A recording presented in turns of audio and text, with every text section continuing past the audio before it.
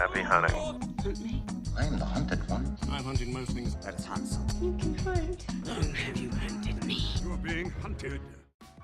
Good morning and welcome back to another curated top 10 hunts for the 23rd of August 2018. Let's see what hunts for today. The first one is Stuvie, the wireless heated cushion. Enjoy a fresh summer evening outdoors.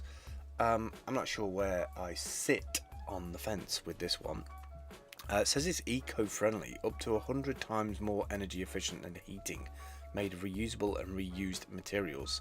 Wireless, complete freedom with your rechargeable Stuvie with enough energy to heat for hours and hours, up to 42 degrees Celsius.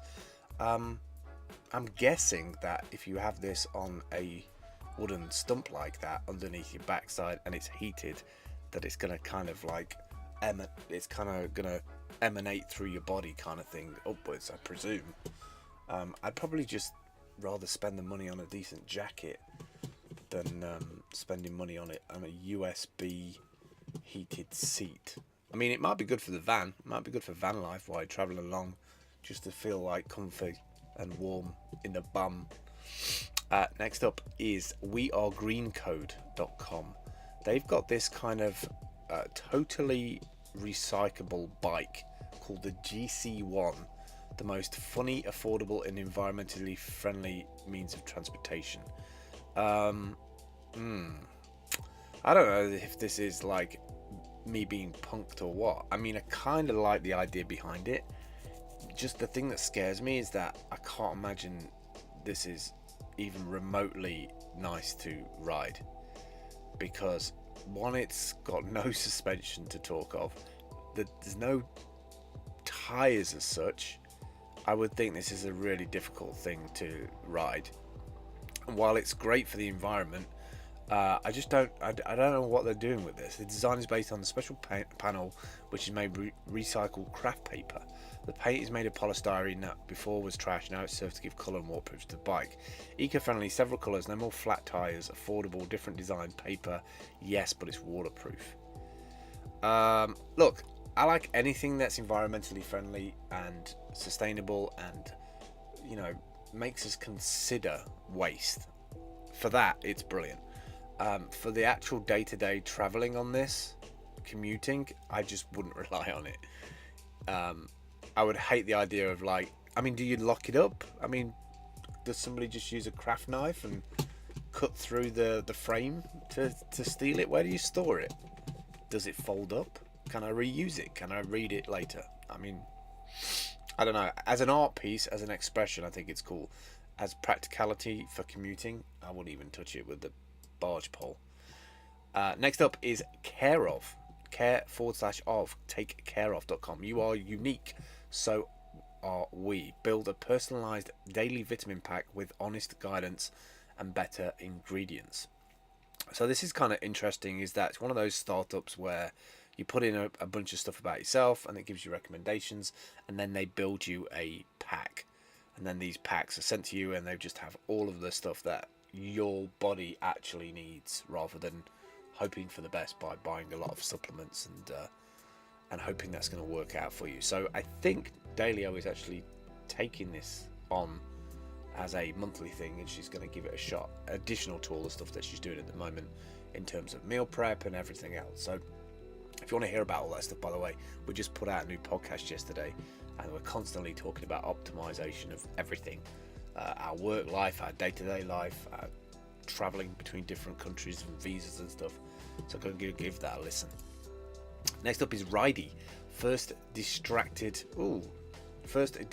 and drowsy driving alert for your kids. For your young drivers. I was going to say that's probably a problem having kids driving the cars. For late night and long distance drivers, keep your loved ones safe. Drowsy and distracted driving kills thousands of people every year. So it's kind of like an additional box in the front.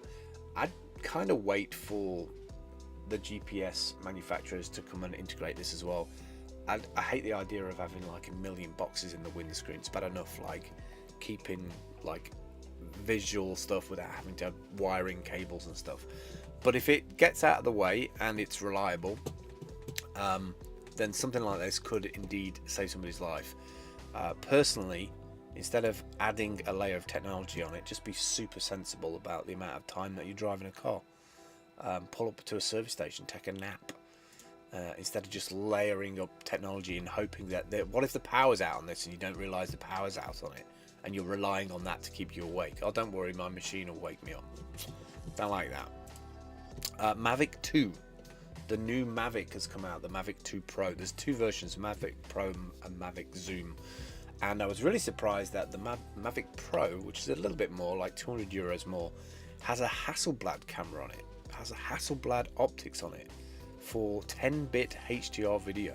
I mean, the images look absolutely stunning. Not only have they done some work on the images, but they've version 2'd everything for the tracking and the monitoring, and it's just a hell of a lot more smarter than it was before. And I've been constantly surprised by DJI.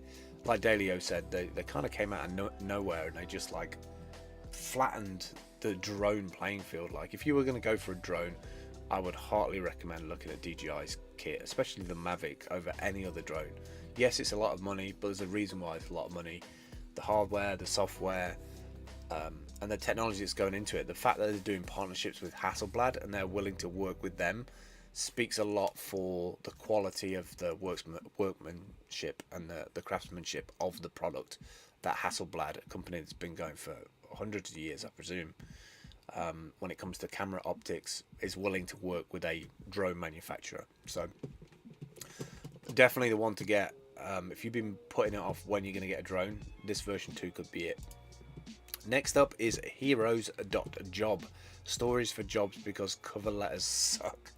Absolutely love that.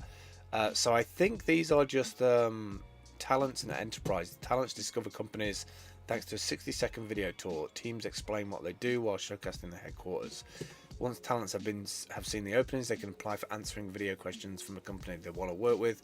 Companies pre-recorded 5 questions for candidates to answer, and they have the ability to re-record without the pressure of answering immediately. There's nothing to worry about. The videos are not sent without the talent's validation. I kind of dig that because CVs are broken, right? And if somebody wants to hire somebody, they're kind of hiring on personality and if they will get on with the rest of the team.